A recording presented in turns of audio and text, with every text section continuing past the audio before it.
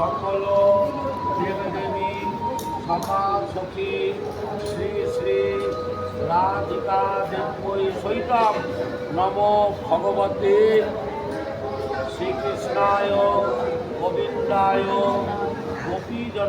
অক্ষয় তৃতীয়ার পূর্ণ প্রভাতে আমরা চলে গিয়েছিলাম হাওড়ার বাকসারার নতুন নবনারী কুঞ্জে।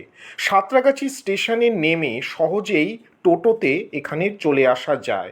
এখানে শ্রীকৃষ্ণের পুজো হয় এবং প্রতি বছরের ন্যায় এ বছরও সমারোহে শ্রীকৃষ্ণ শ্রী রাধিকার পুজোর আয়োজন করা হয়েছে। প্রায় 4 মাস ধরে এখানে থাকবেন, বিরাজ করবেন ভগবান শ্রীকৃষ্ণ।